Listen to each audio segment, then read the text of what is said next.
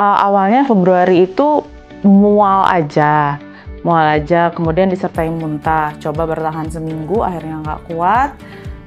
Saya putuskan masuk rumah sakit dan ternyata waktu di USG malahan dia pembengkakan hati 16 cm.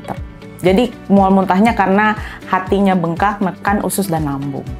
Kemudian saya minta lakukan semua observasi, akhirnya malahan nemunya di payudara. Ada tumor 6 cm kalau nggak salah.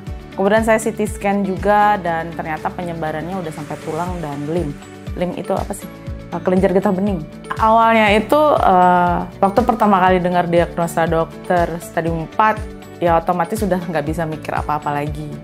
Jadi waktu itu dokter hanya bilang jalan satu-satunya yang memang pasti kemoterapi untuk stadium 4 seperti yang saya derita gitu. Saya lihat kalau kemoterapi konvensional itu dia, kalau secara bahasa Google, dia membunuh sel kanker dan sel jahat, ya kan? Sel kanker dan sel baik. Nah, sedangkan liver saya itu kalau nggak salah waktu masuk rumah sakit itu kadarnya hampir 300. Sedangkan normal itu 0-30. Berarti saya 10 kali lipat lebih buruk. Saya selalu tanya sama dokter, kalau di kemoterapi konvensional gimana kondisi liver saya? Dan memang dari dokter Indonesia pun memang ya jalan satu-satunya ya memang kemoterapi ya.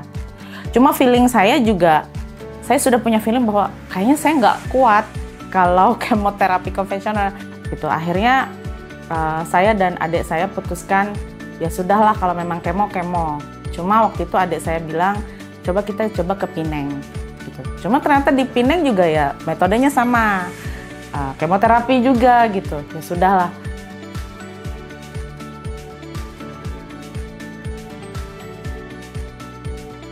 Saya nemu tuh browsing karena jadi algoritma saya itu ngebacanya kanker semua. Nemu modern cancer hospital di Guangzhou. Saya lihat kok metodenya saya nggak pernah dengar gitu kan. Intervensi, cryo, tanam partikel tuh, kemudian microknife, minim sakit. Akhirnya saya bilang ke adik saya, jam 3 pagi dia ngecek gitu kan. Dan kalau nggak salah jam 7 pagi dia tiba-tiba WA. Kalian dia bilang, kayaknya kita ke Guangzhou aja deh gitu. Caranya gimana kalau mau ke sana? Kalau ke sana kita kirim dulu dokumen yang kita sudah punya gitu kan. Dokumen yang sudah punya, hasil CT scan, hasil biopsi, dan semuanya lah akhirnya kita kirim ke Mbak Intan.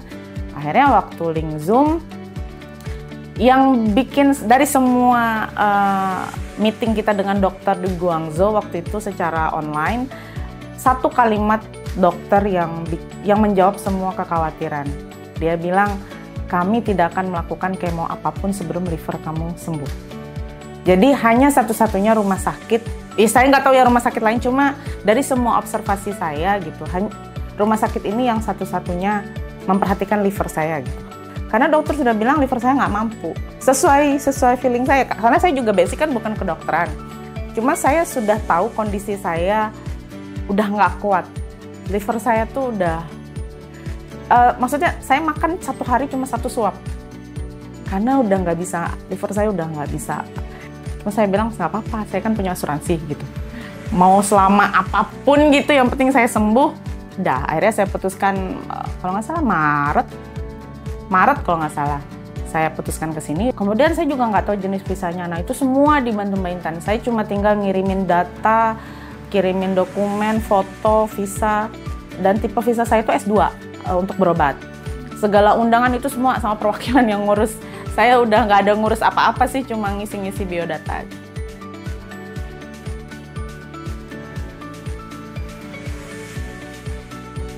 患者俄弗雷娜出入我院时，就是一个4期乳腺癌的患者，乳腺癌多发肝脏和多发骨转移，而且肝脏肿瘤负荷比较大，肝功能比较差。这样呢，患者我们初步给他制定了一个周疗方案的一个化疗加靶向治疗，先帮患者降低肿瘤负荷，改善肝功能，在后续肝功能改善后，我们给他做了这个介入治疗。动脉介入治疗相对于传统静脉化疗，可以增加抗肿瘤治疗的疗效，减轻抗肿瘤治疗的副作用，可以达到更精准的对抗肿瘤。患者的肝功能入院的时候是非常差的，这样对于我们进行抗肿瘤治疗是有一定难度。在抗肿瘤治疗药物的选择、治疗药物的剂量上的选择，都是要有一个精准的把控。针对骨痛的改善呢，我们给他进行了这个护骨的治疗。现在患者的状况一般状况还是比较好的。经过2个周期的治疗后，我们复查 CT， 患者肿瘤疗效评估达到 PR， 肝脏的肿瘤是在明显减小的，患者的肝功能也是恢复的比较好。Dan benar, habis dilaksanakan setengah dosis, baru liver saya membaik drastis gitu. Langsung, kalau nggak salah tuh seminggu setelah intervensi setengah dosis itu, saya udah bisa balik kanan, balik kiri badan saya. Awalnya saya cuma bisa tidur ngadep langit-langit, nggak bisa. Kayak karena ditusuk-tusuk gitu, muntah terus. Seminggu setelah intervensi setengah dosis tuh saya udah nggak ada muntah. Udah nggak, perut saya kempes, itu perut saya gede banget, besar. Tumor saya tuh udah dari 6 cm malah, ya saya sih optimis, karena kondisi saya benar-benar sehat banget. Kayak saya sampai ngerasa kayak nggak punya kanker gitu. Kalau sampai sekarang ya saya ngerasa, karena ngantor normal, saya sempat liburan sama anak-anak sekolah gitu kan ya, jalan sama mereka itu udah nggak ada, normal banget. Ya saya jaga-jaga aja sih.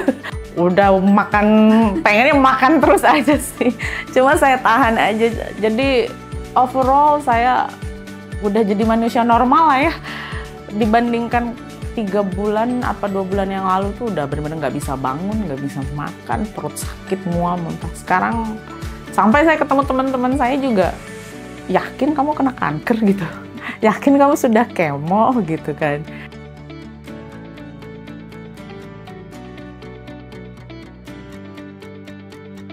患者本人的话就是很乐观，就是平常的话就是都是笑笑的对我们。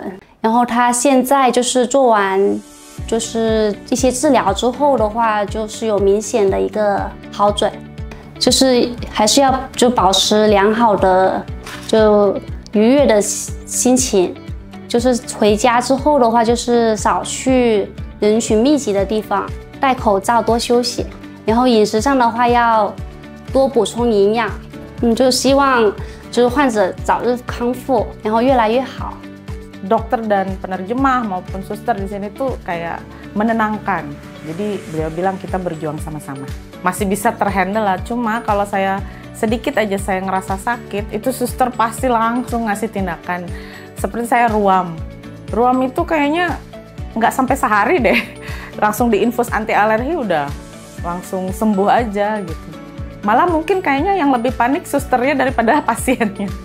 Kalau kayak saya kan ngerasa kayaknya saya biasa aja deh ruam gitu kan. Cuma kalau suster dokter di sini luar biasa concern gitu. Oh, kamu tuh nggak boleh ruam harusnya kan gitu. Jadi kita sampai ternyata seperhatian itu ya suster dokter di sini dengan sayanya gitu. Padahal si pasiennya ini ngerasa ya udahlah ya biasa aja karena ngerasanya cuma kayak demam, kayak orang-orang mau demam gitu. Coba suster dokter di sini nggak boleh, kamu nggak boleh sakit ya kayak gitu kan ya. Saya tuh kayaknya kalau ngucapin terima kasih aja nggak cukup kayaknya ya, karena saya bisa jadi manusia normal kayak gini udah bersyukur banget. Karena kadang saya ngomong sama mama saya, suami, sama adik, ngeliat kondisi saya sekarang sama 2 bulan yang lalu tuh wah beda banget. Suasananya tuh nggak suram. Biasanya kan kalau orang pasien kanker kan masuk ke rumah sakit tuh suasananya suram ya. Kayaknya tuh udah suram aja, apalagi denger kanker. Kalau di sini malah antar pasien aja kita bisa saling tengok ke kamar masing-masing gitu. Karena saya aja ya baru 3 bulan sudah segini sehatnya. Berarti rumah sakit ini sih bagi saya tuh ngasih harapan baru bagi penderita kanker ya. Dari teknologinya, dari paduan herbal dan tradisional modernnya udah dipadu padan. Dari teknologinya itu udah luar biasa dan penderita kanker apalagi stadium 3 dan 4 gitu. Karena tingkat kesembuhannya tinggi banget di sini. Dan saya buktinya aja sih, saya aja sih yang bisa membuktikan gitu. Antara pengobatan sama semangat kita itu it takes two tangos, kayak orang dansa tangos itu kan harus seirama. Jadi kalau dokter dan suster di sini sudah luar biasa bekerja keras, berjuang buat kita, kita juga harus lebih bekerja keras lagi gitu untuk bangkitkan semangat. Kadang yang nggak kuat itu kitanya tiba-tiba melemah, tiba-tiba terpuruk. Itu sih yang bisa melemahkan mental. Jadi mental health kita itu benar-benar penting, harus dijaga banget. Karena kita masih punya harapan hidup yang tinggi kok, gitu. Dan Tuhan pasti bantu.